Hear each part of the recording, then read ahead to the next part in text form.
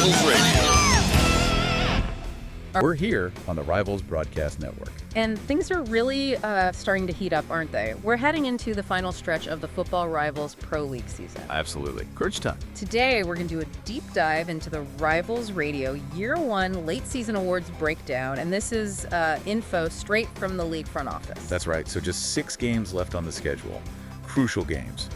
And these races for the big awards, Apex and Nexus conferences, they're incredibly tight. Yeah. Our goal today really is to give you a clear picture, Yeah. Who are the main contenders? Who might make a late surge? We're basing this all on the official nominees and the stats they've listed. Exactly. We know you want the inside scoop, but without getting totally buried in data, so we're cutting straight to it, focusing on the players who are really in the mix for these awards and backing it up with the numbers we have. So, let's kick things off with the big one, the MVP. The most valuable player. League-wide award, yeah. Okay, let's get into it. This MVP race is pretty fascinating. A real mix of talent from both conferences. Okay.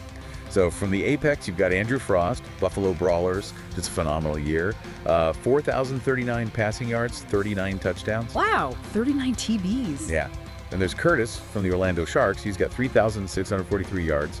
Also, Carlos Green, Kansas City Mob, George Burrell from LA Reign, and McNamara from the Canton Crush. All Apex guys. Okay, quite a few from the Apex. Yeah. And then the Nexus. For the Nexus, you're looking at Nigel Crothers, Philadelphia Fury, McCoy from the New York Nightmare, and McCarthy, Chicago Football Department. So, yeah, really competitive field overall. No kidding. Well, what jumps out right away is Frost's scoring, right, in the Apex. 39 touchdowns at this point. That suggests, a really potent connection with his receivers. Makes that Brawlers offense tough. Yeah, definitely a force. So how much of an advantage does that kind of scoring give him for the overall MVP picture? Well, that's the million-dollar question, isn't it? Those teeny numbers are eye-popping. Right. But then you look at the Nexus. Crothers and McCoy, we don't have their touchdown counts listed here, but they're consistently at the top. It suggests they're really driving their team's success. So it makes you wonder, right? Do voters go for Frost's huge numbers, the explosive scoring, or maybe that consistent leadership you kind of have to assume Crothers and McCoy are showing? Exactly. And you can't forget Curtis from the Sharks either. His yardage is solid, sure, but the word is the Sharks are making a strong late-season push. That narrative could give him a boost. Oh yeah, that's true. Voters love that story. They do, the player who lifts his team when it counts. So could his late surge maybe overshadow Frost's earlier dominance? It's a fascinating question. Is it pure stats or is it the story? Lifting your team into contention at the end. Frost has the numbers, maybe Curtis has the momentum. It really shows how complex MVP voting can be. Is it just individual brilliance? Or is it that mix of performance and, team success? These next 6 games, they're going to shape that story even more. Definitely. Okay, let's switch focus. Offensive Player of the Year awards. We'll start with the Apex Conference. Sounds good. Leading the way, and maybe this isn't a huge surprise given the MVP talk, is Andrew Frost. Buffalo Brawlers, number 1. Those 4,039 yards. But right behind him, at number 2, is his teammate, Ronnie Leake, having a great year on the ground, 11,174 rushing yards, 11 touchdowns. That's a serious 1-2 punch for Buffalo. It absolutely is. Leake's rushing, it gives them that balance, makes the offense less predictable. Defenses have to worry about the path and the run. Yeah, good point. So does that shared dominance, Frost and Leake, does it split the vote maybe? Or does it just cement how good that Brawlers offense is? Interesting. Beyond them, you've got Jenkins from Virginia Beach Bombers at number 3. Silva, Orlando Sharks at 4. He's got 1,239 receiving yards. Watson from Omaha Railstorm at 5. And then Curtis, also from the Sharks, at number 6. So a lot of different threats in the Apex. For sure. And the Sharks having both Silva, with those big receiving yards as a rookie, and Curtis in the top 6, that shows their offensive strength, like you said, making that late push. Silva especially, he's really emerged. Definitely. I mean, a rookie putting up those receiving numbers, that speaks volumes. Yeah. Exceptional talent, big role in the offense. Could his rise, being a newcomer, making such an impact, give him an edge for OPOY? That's a compelling story, no doubt. Curtis might get more MVP buzz for his total yards, but Silva's specific role on that rookie production, yeah, that could resonate with OPOY voters. But hey, don't dismiss Leake's ground game either. That reliable rushing is huge. Okay, let's flip to the Nexus OPOY race.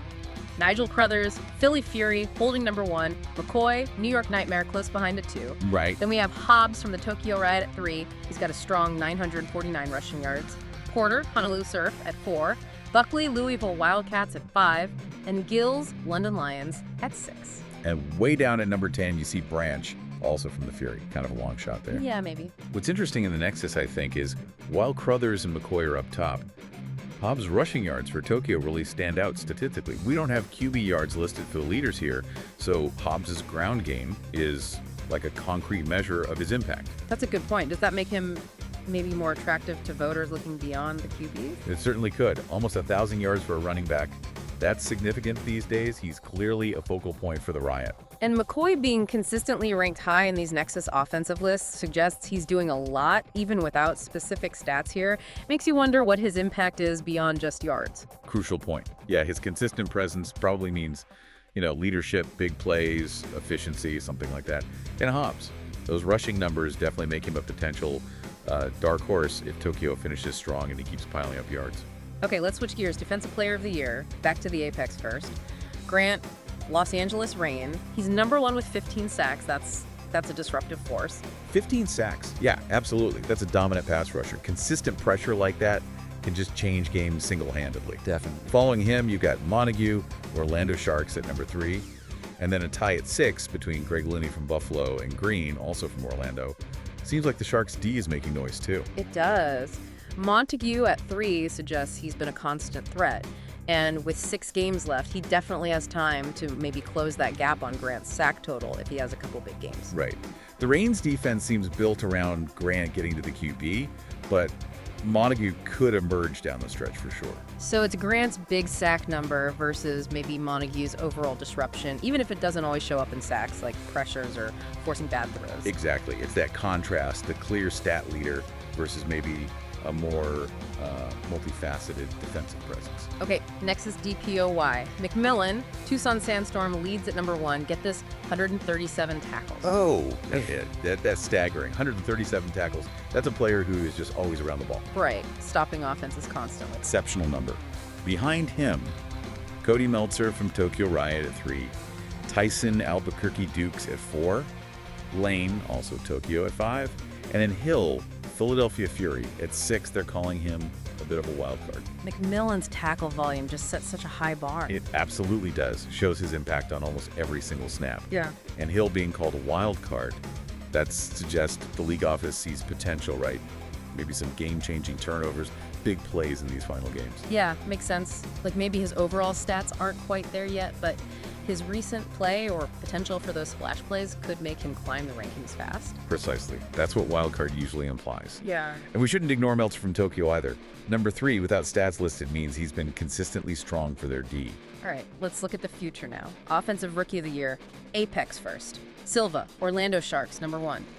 Those 12,239 receiving yards we mentioned, he's really burst onto the scene. He really has. Sensational rookie year for Silva. To get that many yards right out of the gate shows his talent and the trust the Sharks have in him. Behind him, Watson from Omaha Railstorm at 2 and Gold from Houston Hoplites at 5. Seems like the Apex has some exciting young offensive players coming up. Totally. And Silva has a real shot at, maybe 1,500 yards as a rookie? That'd be incredible. Huge accomplishment will really cement his case. And Watson being close behind just shows it's a competitive rookie receiver group in the Apex. It highlights how quickly new players can make an impact, Step in and become key guys right away. Definitely. Okay, over to the Nexus or Y, a familiar name again. Hobbs, Tokyo Riot, number 1, with his 949 rushing yards. Workhorse rookie. Yeah, just like Silva in the Apex passing game, Hobbs has given Tokyo that immediate, significant ground threat as a rookie, that kind of rushing production. It's invaluable for controlling the clock, taking pressure off the QB. For sure. Behind him, Smith from the Portland Grunge is at number 4. They're calling him a sleeper.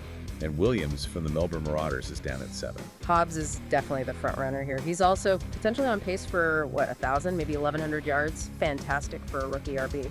Absolutely. And that sleeper tag for Smith, that adds some intrigue, doesn't it? Suggests he might be someone who could pop in these last few games. Right.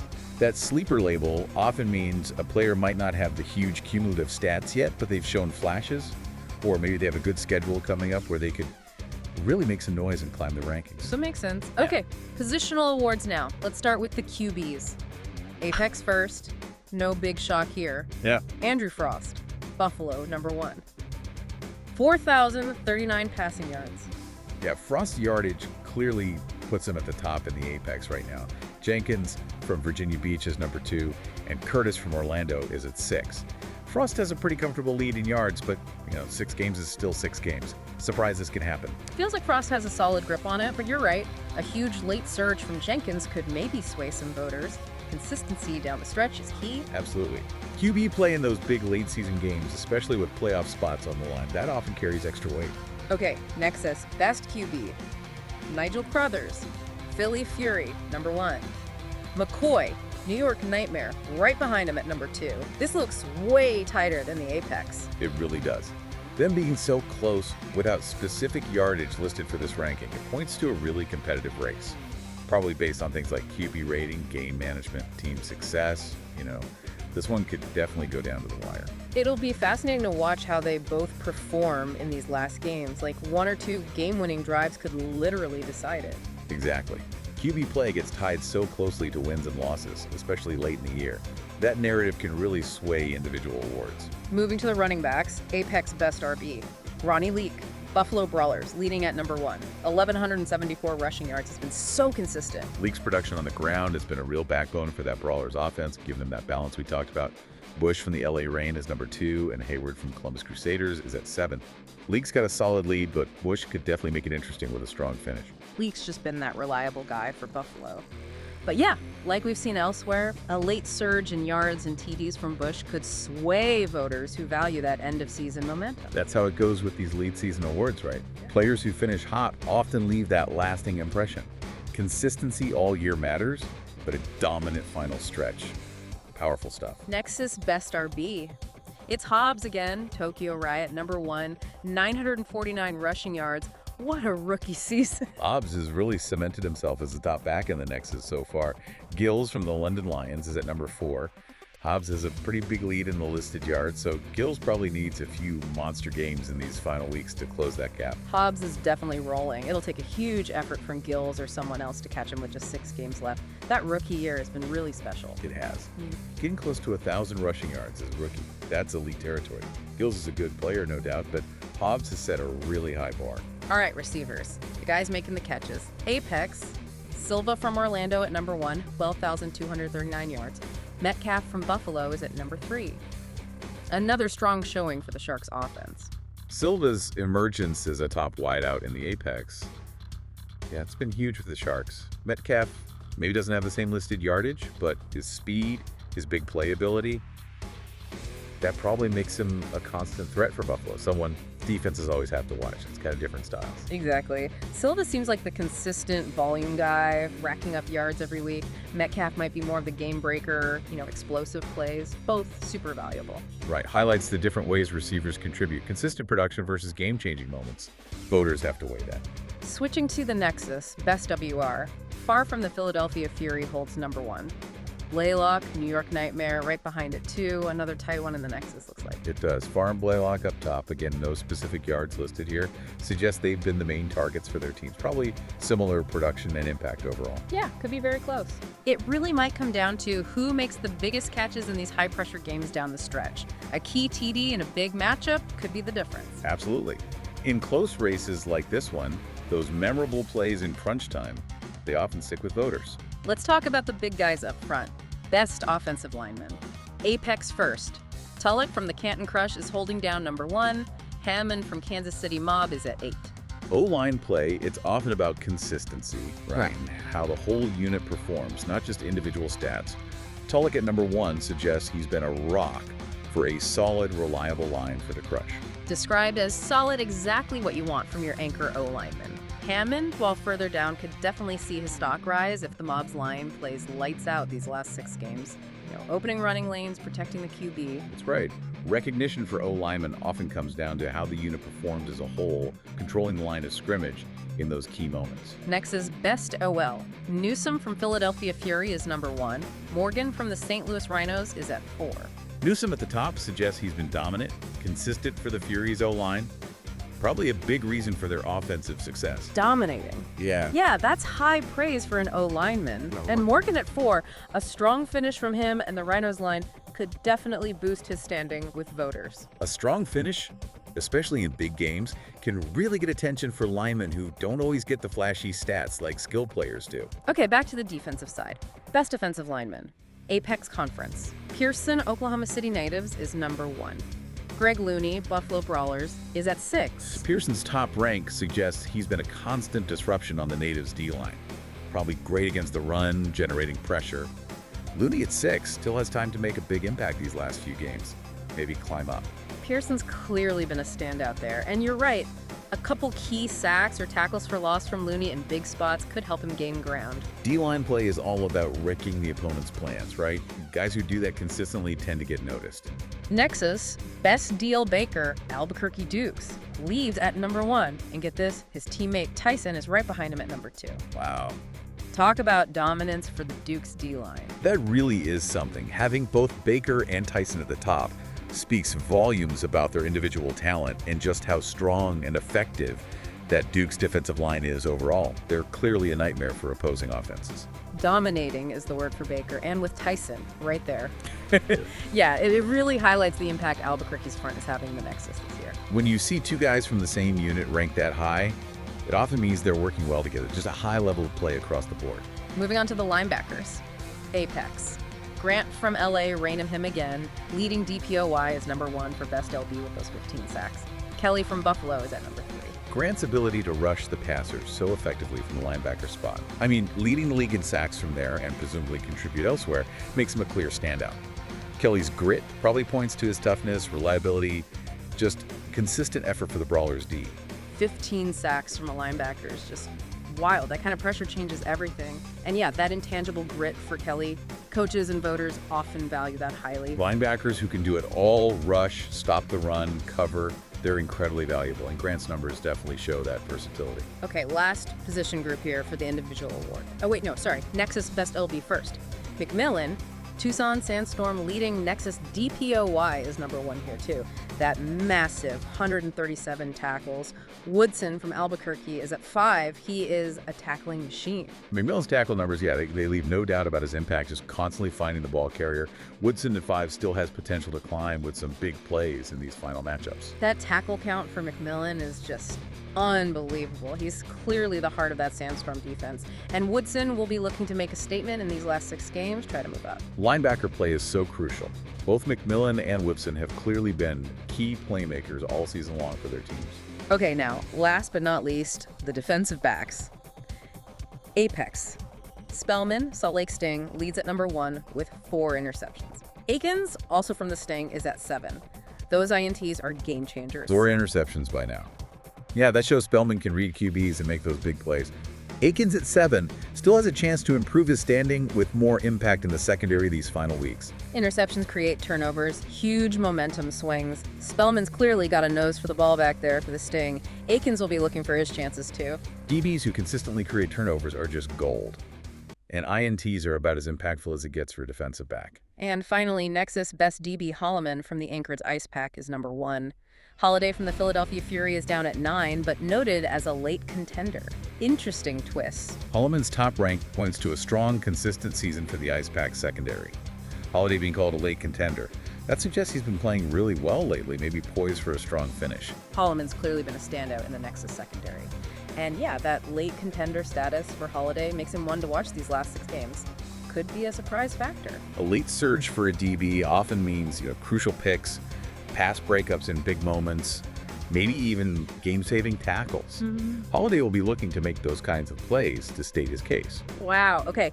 What an incredible breakdown. It's so clear. With just 6 games left in both conferences, these awards races are going to be absolutely fascinating down the stretch.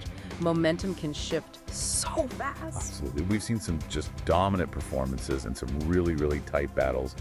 It all sets up a thrilling end to the regular season. And then, of course, the big one, the Year 1 Rivals Cup, where we crown our first ever champions. We'll get that official date announced soon. And hey, a quick reminder for all you aspiring players listening. If you want to get your player into the league, the deadline is July 10th. Don't miss out on becoming part of the Football Rivals universe. And for those of you maybe looking for even more involvement, really passionate about the game, those opportunities to become a college league athletic director or even own your own pro league team, they're still available. Just reach out to a board member or the commissioner for the details. That wraps up this deep dive into the Year 1 Late Season Awards workdown. Thanks so much for tuning in, for being part of the Rivals Radio family. Yeah, thank you for joining us. It's been really interesting looking at all the incredible talent and just fierce competition in the Football Rivals Pro League. That's all for today here on Rivals Radio. We'll catch you next time right here on the Rivals Broadcast Network from Rivals Radio.